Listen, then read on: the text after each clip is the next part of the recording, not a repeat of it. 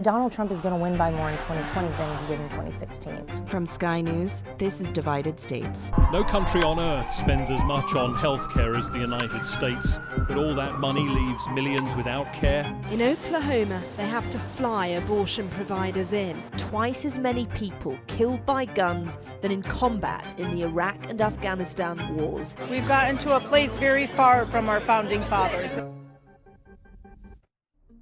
Hello and welcome to Divided States. I'm Cordelia Lynch, and as seems to be the new normal, I'm recording this in a bit of a bunker. So, President Trump seems to be itching for states to reopen, frankly, faster than his own administration's guidelines recommend. He's been excusing protesters who aren't socially distancing, that's for sure. And there's already, perhaps unsurprisingly, a red state, blue state divide emerging. On this week's Divided States, we'll go inside the protests across America and try to imagine what the US might look like in the weeks to come. We'll also address why some groups are disproportionately suffering and see the state that's launched a lawsuit against China. The gang is finally back together again, albeit at a distance. Emily Purser-Brown, Amanda Walker and I are all in DC. Guys, how are you doing? Very well, thank you, thankfully. Me too. Glad to be back in DC, away from New York. It's nice to be here. Second that. Now, Amanda, let's kick off with these protests. You were at one in Richmond in Virginia. People putting one middle finger up to the rules there. What was it like? It was like social distancing never happened. Handshakes, backslaps, hugs, all done in a very purposeful way. I think it's important to contextualize this because I think most of our listeners will have seen the images now of people out in the streets, gathering, protesting, essentially saying, reopen our state. Now, there are some genuine fears and frustrations, of course, about job losses. People do want things to reopen. They want to go back to work. But looking at the banners, looking a bit closely, speaking to the people, these are the kind of people I've met many times at pro-gun rallies, anti-abortion rallies. They distrust authority. They hate what they see as government overreach and interference. So this is really largely an extension of that. They're not science fans either. We've all had, haven't we, a really kind of urgent, quick learning curve on this virus, which to a large extent, we still don't know much about. It's still a mystery in many ways. But one of the most worrying things, I think, for everyone is this sense that, this fact that you can be carrying it and not know. And that can have huge implications for reopening states. So here's what one of the protesters had to say about that.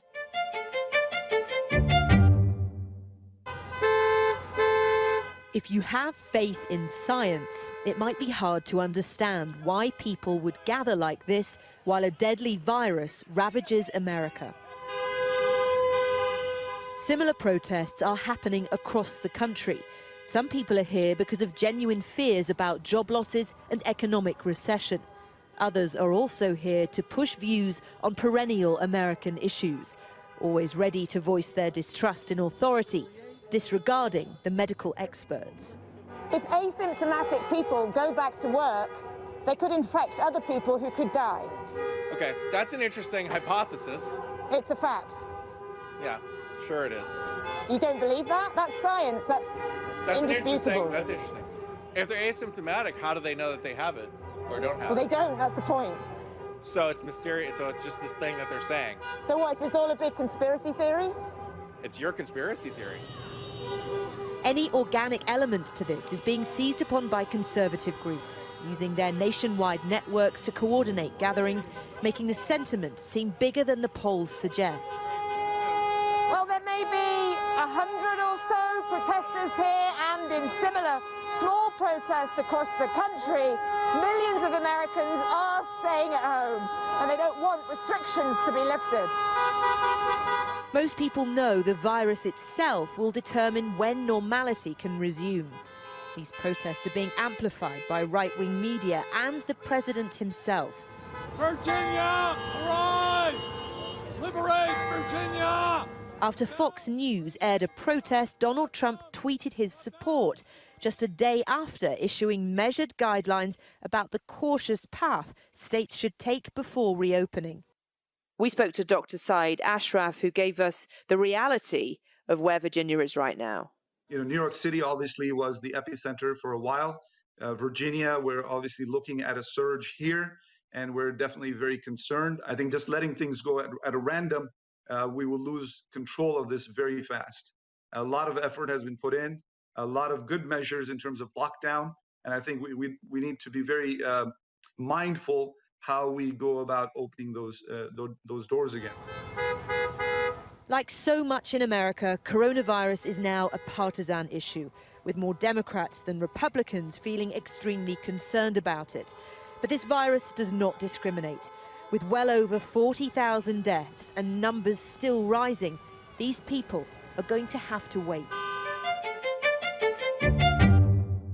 Yeah, it's interesting, isn't it, the context of these particular groups. Polling suggests the majority don't support them. Yeah, these are small protests. You have a couple of hundred. They are sort of scattered across the country, but they do have the backing of well-funded, well-coordinated conservative groups. And the juggernaut that is Fox News and the person with the biggest mouthpiece in the country, the president. They've both encouraged these protests. So it's not representative of the general population. The polls say that anything from 70 to 80% of people support restrictions continuing. And the majority of the governors in all the states are saying, look, we're not rushing anything, because they know the mess that they could see if everything starts reopening. And then, that curve that everyone talks about flattening starts going up again. And that would be on each of those governors' watch. So I think most of them, with the odd exception, you mentioned, Cordy, there are definite divisions in terms of party lines on this. But I think most people, most governors know that this is not something that can be rushed. Absolutely. And the White House has issued guidelines, hasn't it? But what do they look like exactly? Pretty measured, actually. Donald Trump made a big announcement about his guidelines, reopening America, they were called. So everybody was expecting something that might be a bit rushed, because we know he's getting impatient about this. He wants his once thriving economy to be back up and running again, with plenty of time in the election, which is obviously in November. But the actual guidelines say, okay, there has to be a drop in cases for a 14-day period in a specific individual state. Hospitals would have to be out of crisis mode. Then and only then can a phased reopening start. And phase one looks very much like how things look now. So on the whole, it was pretty measured, but it wasn't helped when the next day he tweeted, liberate Michigan, liberate Minnesota, essentially reopen these states now. So as with everything, you can have a moment of measure and then it's contradicted by a much more controversial statement the next day.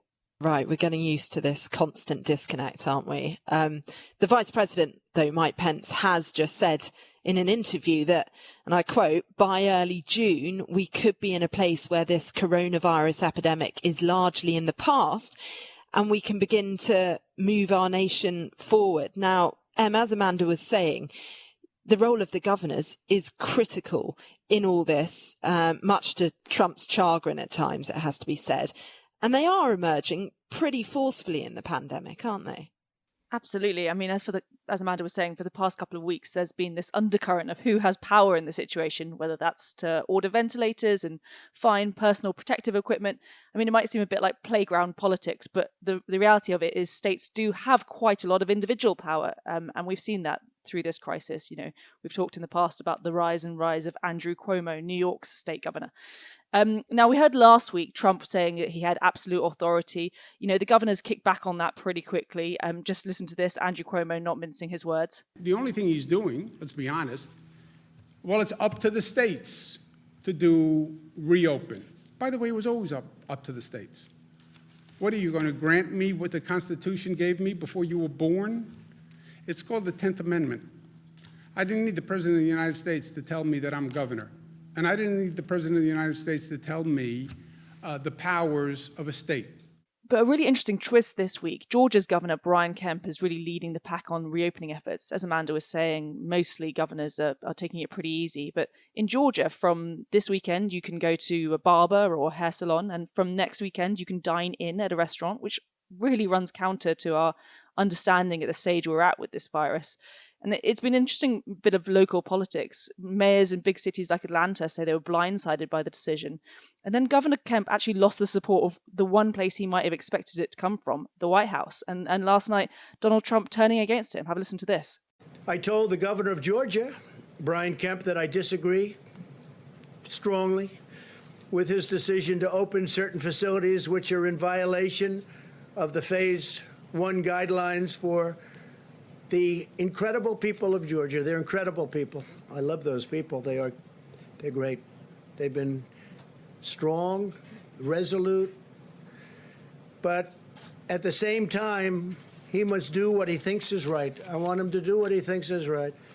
But I disagree with him on what he's doing, but I want to let the governors do. Now, if I see something totally egregious, totally out of line, I'll do. But I think spas and beauty salons and tattoo parlors and barbershops in Phase 1, we're going to have Phase 2 very soon, is just too soon. I think it's too soon. And I love the people. I love those people that use all of those things, the spas and the beauty parlors and barbershops, tattoo parlors. I love them. But they can wait a little bit longer, just a little bit, not much, because safety has to predominate. We have to have that. So I told the governor very simply that I disagree with his decision, but he has to do what he thinks is right. And so within that context, it seems hard to think how Georgians will be able to go to restaurants next week. One suspects those guidelines might evolve slightly. But I think the good thing about it is most governors, whether Republican or Democrat, Republicans like Mike DeWine in Ohio seem to be taking the kind of serious health advice from the White House. People like Dr. Fauci saying, don't rush ahead, it's too soon. And I think that's probably going to be the case for another couple of weeks. I can just assure you that Ohio's plan is going to be by Ohioans for Ohioans because of the fact that we need to recognize the uniqueness of the state of Ohio. At the same time as we reach out to our friends in other states and try to get as much good information as we can and share what we hope are good ideas. Yeah, it's quite interesting. It seems to play to this kind of American libertarian philosophy. We can do what we want when we want without central government interfering. But one thing that certainly has been a crisis sort of unfolding at the heart of this pandemic in particular is what's happening in care homes. I know, it's devastating, isn't it? Sort of similar story being played out here in America as in the UK, I think. There's been particular attention on New Jersey, where just about 40% of the deaths in the state have been in long-term care facilities. You know, after a tip, police found 17 bodies in a bag in a shed at a facility in a place called Andover. 70 people have died at that one home. You know, we know how contagious COVID-19 is. Lack of sanitation and lack of supplies seem to have led to that bleak reality in that particular care home. I think the kicker for this sad story, though, is about communication or lack thereof to the separated families. I mean, my family in the UK, like lots of people, are very reliant on hearing regularly about our loved ones from their care homes. You know, those updates mean a lot to me. So I can only imagine the horror of not being able to get assurances on whether your relative is getting through it. You can hear the desperation in the voices of some of those relatives in New Jersey that our team spoke to. New Jersey's care homes are a dangerous place to be.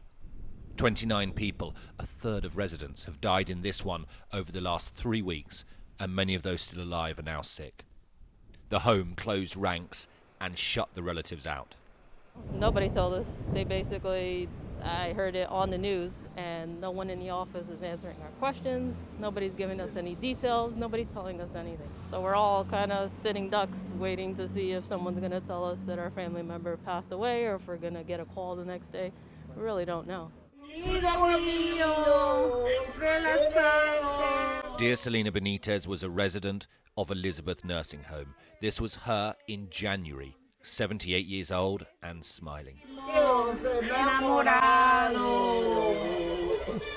Last week, the last time the family spoke to her, they could see she was struggling to breathe and they asked the nursing home to take her to hospital. She died 3 days later. We believe that she was sick over a week. We had not been notified. We had an employee who let us know.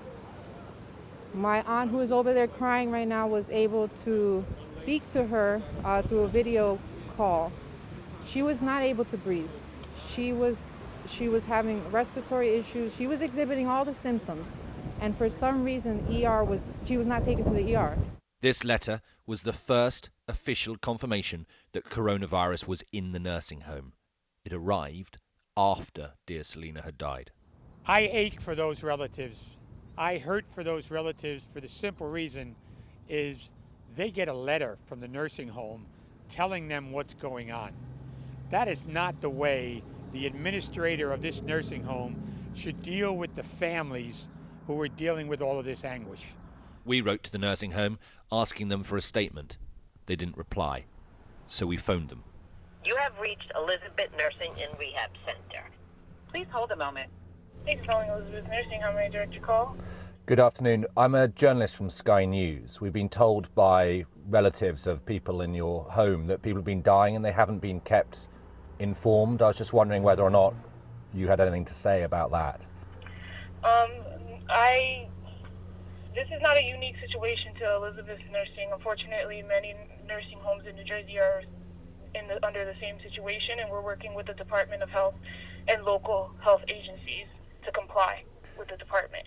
So right now, our main focus is caring for the resident. There are now daily protests outside the home, and the Attorney General has been asked to investigate. And too much neglect has happened at this facility. An hour north, at another care home in New Jersey, the police received an anonymous tip-off telling them that the dead were being put in a shed. They found 17 bodies crammed into a small morgue on site. It is a desperate situation. The elderly, already frail, are at the mercy of a system that is failing them. They are dying in the very homes where their families thought that they would be safe. Alistair Bunkle, Sky News in New Jersey. It's just so terribly sad, a really vulnerable population, massively exposed by this. What we are starting to see now is fresh revelations about what happened in the early days of the crisis. It appears California, for example, was where the first death took place, not Washington State, as we were led to believe. And then there are questions about the role of the health secretary too. I think as politics come more and more into the conversation, I think people are understandably looking to figure out what decisions were made when in the early stages of this crisis and if it impacted the number of lives lost. Our listeners might remember that the government's own scientists have said that if social distancing had begun earlier, fewer lives might have been lost. I think that's common sense, really. But there are questions about who did what and when. It previously been reported by the New York Times that Trump was very slow to act through February, actually not that dissimilar to the reporting around Boris Johnson's inaction in the UK from the Sunday Times. There's some new reporting, though, from the Wall Street Journal that the Health Secretary, Alex Azar, actually told the president back in January that it was under control, that his administration was acting incredibly quickly. Nothing to see here, really, which I think speaks to government dysfunction, but also a sense, a sort of instinct for Trump's lieutenants to want to please him. You know, I think it might be quite hard to tell the president bad news in this administration. And I wonder if that's partly to blame for the sort of undeniably slow reaction through late January and early February. Now, Amanda, one area they are making moves is on immigration. The pandemic's largely cut off immigration to the United States, but with this new executive order, Trump seems to be further clamping down on those people trying to legally migrate to the US, with a few exceptions, right?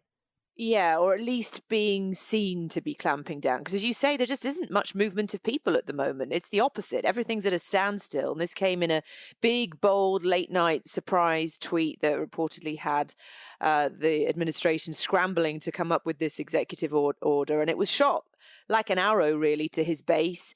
It's part of an election pitch. I want the economy back, and I don't want any of these foreigners stealing American jobs. You know, it plays well to his supporters, and Donald Trump is constantly in tune to those needs. He can't go out and do rallies at the moment. He can't campaign. That is something that is absolutely... It's a need for Donald Trump. So it's part of that. He sees the election coming. And really, you know, it doesn't actually go that far. It's basically saying that green cards are on ice for 60 days, farm workers still allowed.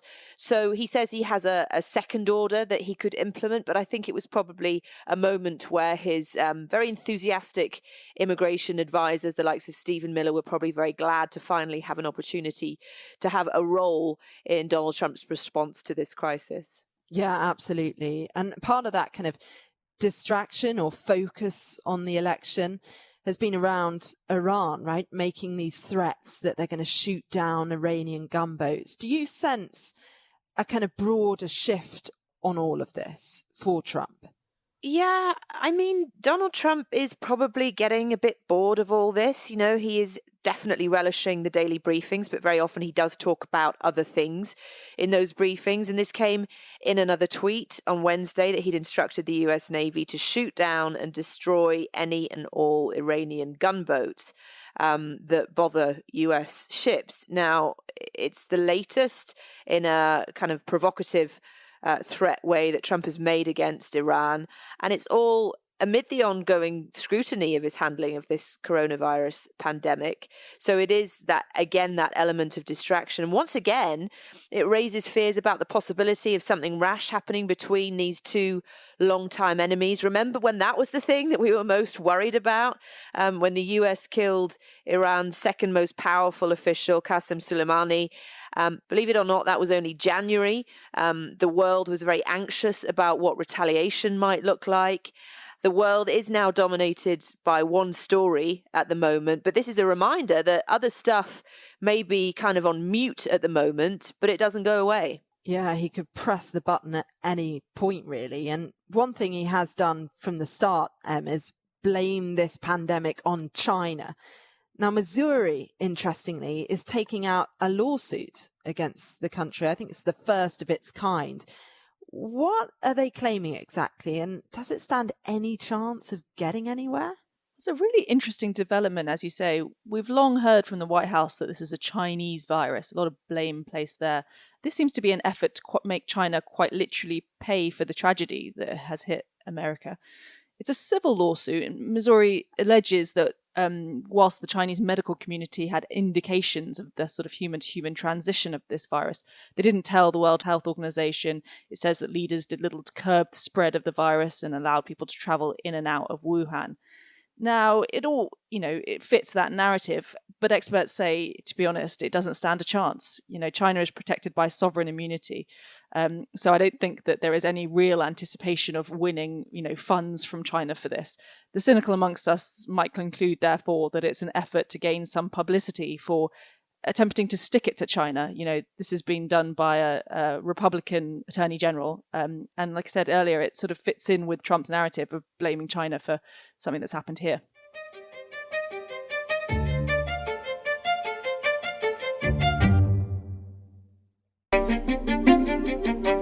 Welcome back to Divided States. Now, in the next few months, it seems like we're going to see a tale of two pandemics emerging. You've got those people that certainly have been scared and their lives disrupted, but they'll survive physically, financially, emotionally.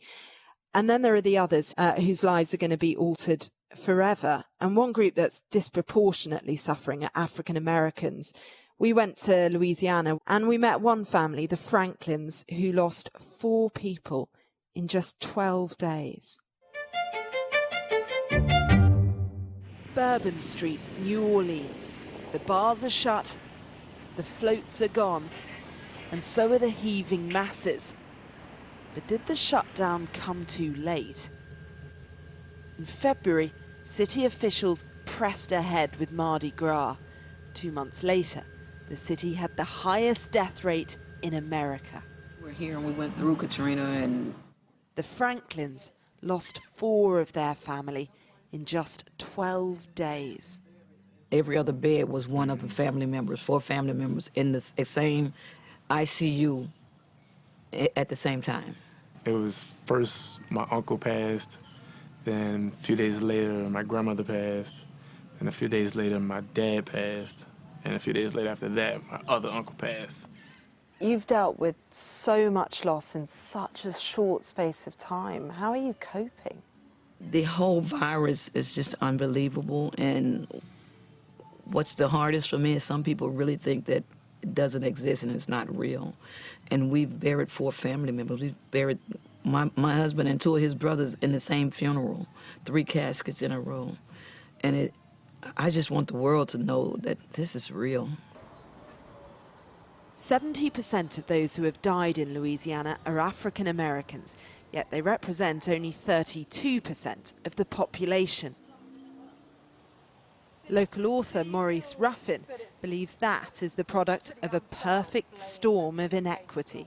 This is a place where we don't have a great healthcare system, where people don't make a lot of money, and there is some historical racism that has caused these factors to make things worse for people in my community. Do you think it was irresponsible, at least regrettable, that Mardi Gras took place? No, I don't think so. I think that 20/20 hindsight is always easy for people to do. But at that time, the NBA was still playing basketball. People were still having festivals and conferences all across the entire country. People were going to church, and nobody had any messages from any of our leaders that we needed to avoid gathering at that point. In Baton Rouge, some people are still going to church. This is Easter Sunday, weeks after the shutdown began. That all men are created equal. A defiant pastor flouting a ban, firing up his flock. Certain unalienable rights.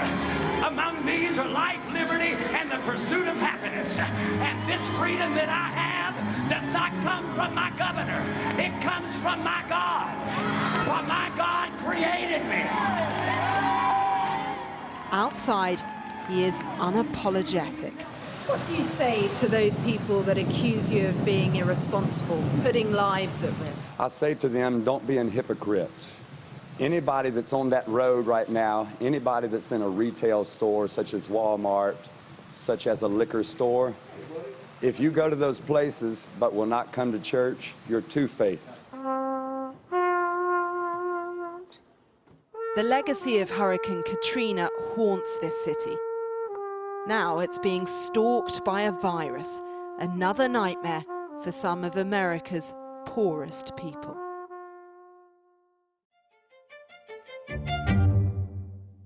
It really is, guys, isn't it? An uncertain future for so many people now. Amanda, based on what we know, what do you think America is going to look like in the weeks to come? I appreciate that's not an easy question. Yeah, I mean, I think, to be honest, to be realistic, much like what it looks like now, it's going to vary from state to state, depending on the data, on the curves there. But we're all probably hoping for that day when it's all over and we can all have a get together and we can be normal again. But I think that's just unrealistic. All the jobs that have gone overnight, businesses that have gone under won't come back overnight. Some will never return. There will be a period of economic and spiritual healing. I think social distancing is really interesting, isn't it? Because we all look at people shaking hands, you know, from months ago on TV shows or whatever, and it feels wrong.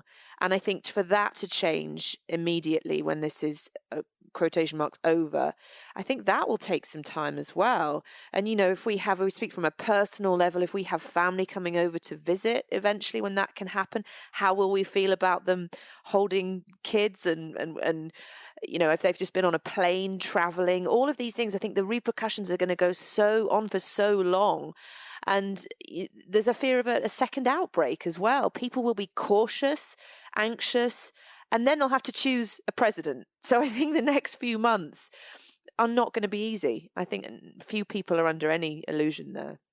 God, isn't an election an exhausting prospect amidst all of this? And As Amanda was saying, there's all these kind of cultural aspects and changes, but physically, we're going to have very different high streets, for instance. The businesses that we use are going to change.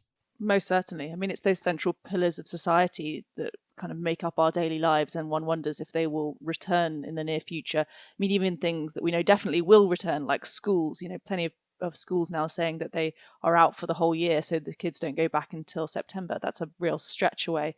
And as Amanda was alluding to there, the businesses, restaurants, you have to wonder how much liquidity these people have got and whether they will survive that, whether the novelty of the sort of takeaways that you can get at the moment that I'm sure are keeping businesses just about afloat will wear off, and we all begin to restructure our lives a bit. That whole thing of let's wait till it's over for the parties, or indeed, the weddings that we know are being rescheduled for this summer. I'm just not sure that over is ever going to be a time, because as we've all been saying, doctors and health professionals are warning of this second wave of it in the autumn. The heads of some of the agencies here saying it could be even worse this autumn when there's the flu going around as well. And I think we all have to be careful not to be too depressed about it all, and actually the new normal can be joy can be found in that as well, and it just might mean we have to adapt our habits, I suppose, but it's definitely a learning curve for everybody. Yeah, it's really weird walking down the high street at the moment in Georgetown in Washington and wondering, with all these massive brands, which of them is actually going to be here in 6 months' time. Now, there is one update, interestingly, on hydroxychloroquine. You'll remember that is the drug that Donald Trump has been touting. Now, a new study shows that far from actually improving the situation, it in fact increases the death rate among coronavirus patients. This was a study of hundreds of patients at US veteran medical centers, and it found that they were no less likely to need mechanical ventilation, and in fact had higher death rates compared to those who did not take the drug. Now, Amanda, you've looked at this really closely. Do you think that study will be enough to change Donald Trump's mind? It's been enough to make him go quiet, hasn't it? He'd actually gone quiet before this study on it, and before he was pushing it relentlessly, saying, take it, what have you got to lose? It's a game changer. It was incessant. He has now stopped talking about it, and it's one of those things that we'll likely forget in all of this. Remember when the president was pushing people to take a drug that actually might have turned out to do more harm than good? It's outrageous. He wanted to be the savior, the promoter of this miracle cure, while everyone around him was saying, wait, there isn't enough research to be promoting it like this. And actually, an interesting development on this is a senior government doctor who was working on the search for a vaccine. He's claimed that he was fired after resisting Trump's push to use hydroxychloroquine as a treatment. That's been reported in the New York Times. And, he gave a very candid statement about that and talked about this relentless promotion by the president and Fox News, despite a lack of scientific studies. But we all move on from these sorts of things, and things happen every day. But that is a huge moment that the president used his platform to push something that was potentially very dangerous. Yeah, it does demonstrate, doesn't it, the danger of trying to search for a cure, searching for those positive headlines when you don't have the data to back it up. And just before we go, we have a documentary coming out. Tell us about it. Yeah, well, as you mentioned before, we've been on the road for just about a month now, trying to go to some of these places where the pandemic is really hitting the hardest in America. And we made a film about it, which actually just aired on Sky Atlantic. But if you haven't seen it, then catch our program America's Reckoning, which is on Sky News at 8 p.m. on Friday, and then again all over the weekend and next week on Sky Q. And you can also find it on YouTube. I hope you enjoy it. This is a city many of us feel we know, and now look at it. Once again, it is ground zero. In one 12-hour shift, I pronounced 6 people dead. My grandmother died alone. We didn't even get to say bye to her. This is a rescue mission that you're on. The mission is to save lives.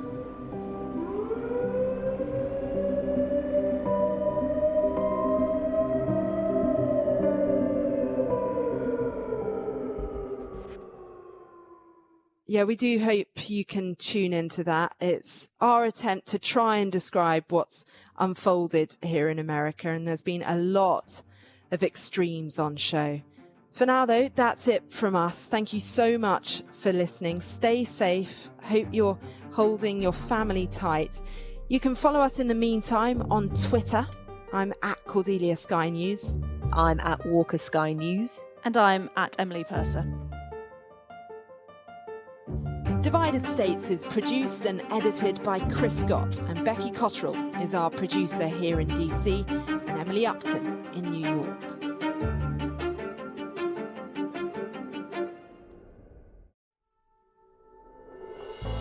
Life for all of us has changed. COVID-19 can be characterized as a pandemic. You must stay at home. Stay at home.